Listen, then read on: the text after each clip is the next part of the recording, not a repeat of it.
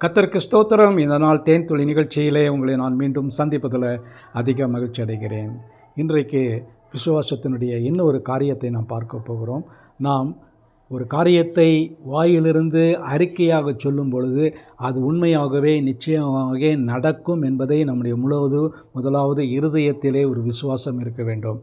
நமக்குள்ளாக விசுவாசம் ஒன்று முதலிருந்து நம்முடைய இருதயத்திலிருந்து கிளம்பி வர வேண்டும். இதற்கு ஆதாரமாக மார்க் எழுதின சுவிசேஷம் 11ஆம் அதிகாரத்தில் ஆண்டவராகிய இயேசு கிறிஸ்து பெத்தானியா என்கிறதான ஒரு ஊருக்கு போகிறார். அந்த நேரத்தில் அவருக்கு பசி உண்டாயிற்று. பசி உண்டான நேரத்தில் அவர் அந்த நேரம் அத்திப்பழ கால நேரமாக இல்லாததினாலே அந்த அத்தி மரத்தில் ஏதாவது கனி கிடைக்குமா என்று பார்க்கிறார். ஆனால் இலைகள் அதிகமாக இருந்தது, ஆனால் கனி இல்லை. அத்தி மரத்தில் ஒரு காரியம் என்னவென்று சொன்னால், முதலாவது கனி வரும், பின்புதான் இலைகள் வரும். ஆனால் இதில் மாறாக கனியே இல்லை, ஆனாலும் மரத்தில் இலைகள் அதிகமாக இருக்கிறது. அதை பார்த்து அவர் ஏமாந்து போகிறார். அந்த சூழ்நிலையிலே இது உருவமாக நினைத்து, இஸ்ரவேல் மக்கள் கனியற்றவர்களாக இருக்கிறார்களே, எப்படி இவர்களுக்கு ஒரு பாடத்தை கற்றுக் கொடுக்க வேண்டும் என்று நினைத்து அந்த நேரத்தில் அந்த அத்தி மரத்தை குறித்து ஒன்று சொல்லுகிறார். அந்த அத்தி மரம், இனி ஒருவனும் உன்னிடத்திலே கனியை புசியாதிருக்க கடவன்.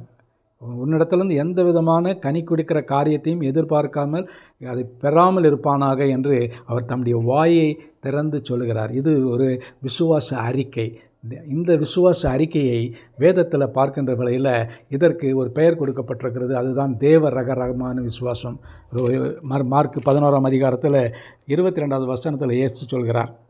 அந்த பேதுரு சொல்லுகின்ற வேளையில், ஆண்டவரே, நீர் காலையில் சபித்த மரம், இயேசு உண்மையிலேயே சபிக்கவில்லை, கனி தான் உண்டாகாமல் இருக்க கடவுது, புசிக்காமல் இருப்பார்கள் என்று சொல்லுகிறார் ஒழிய அவர் எந்த ஒரு சபிக்கிறதுக்குரியதான வார்த்தையை அவர் சொல்லவில்லை. ஆனாலும் கூட பேதுரு அதை ஒரு சாபமாக எடுத்துக்கொண்டு, ஆண்டவரே, இதோ நீர் சபித்த இந்த அத்தி மரம் வேரோடு பட்டு போயிற்று என்று சொல்லுகிறார். பாருங்கள், அவர் காலையில் சொன்னார், சாயங்காலத்தில் அந்த மரம் வேரோடு பட்டு போயிற்று.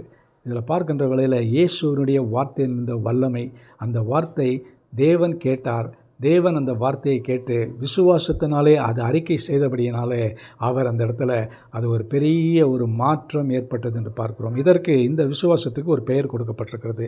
அந்த விசுவாசம் என்னவென்று சொன்னால் தேவ ரகமான விசுவாசம். 22 பார்க்கிறோம், இயேசு அவர்களை நோக்கி, தேவனிடத்தில் விசுவாசம் உள்ளவராயிருங்க, அப்போது இந்த காரியத்தை நீங்கள் சொன்னாலும், நீங்கள் இதை வாய் திறந்து அறிக்கையாய் சொன்னாலும் நடக்கும் என்று சொல்லிட்டு, ஒருவன் இந்த மலையை பார்த்து பெயர்ந்து அப்பாலே போ, சமுத்திரத்தில் தள்ளுண்டு போ என்று சொல்லி அவன் இருதயத்தில் சந்தேகப்படாமல் விசுவாசித்தால் அது அப்படியே ஆகும் என்று சொல்கிறார். ஆகவே நாம் எந்த ஒரு காரியத்தையும் நம்ம வாயினாலே அறிக்கை செய்து அதை குறித்ததான ஒரு அறிக்கை செய்கின்ற வேளையில் அதை தேவன் கேட்டு நிச்சயமாகவே அது தேவரக விசுவாசம் நமக்குள் இருக்கிறது என்று அறிந்து அந்த விசுவாசத்தை அவர் நமக்கு கொடுத்து அதிகப்படுத்தி அதை காரியத்தை வாய்க்க செய்ய வல்லவராயிருக்கார். இந்த நாளில் கூட உங்களுடைய வாழ்க்கையில் ஒரு பெரிய தடைகள் இருந்து கொண்டிருக்கலாம், ஒன்றுமே நடக்காத ஒரு சூழ்நிலை இருந்து கொண்டிருக்கலாம். அப்படிப்பட்ட நேரத்தில் நீங்கள் வாய் திறந்து, கர்த்தாவே, இந்த மலையை, எனக்குள்ளாக இருக்கிற இந்த காரியத்தை அகன்று போக எனக்கு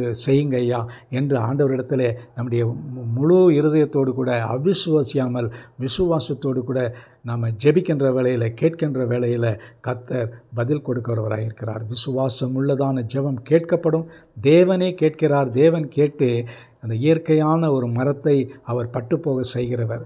இயேசு அந்த நேரத்தில் அவர் வல்லமை இருந்தது, ஆனாலும் அவர் வாயிலிருந்து பிறந்த வார்த்தை வல்லமையாக இருந்தது, ஒரு விசுவாச வார்த்தையாக இருந்தது.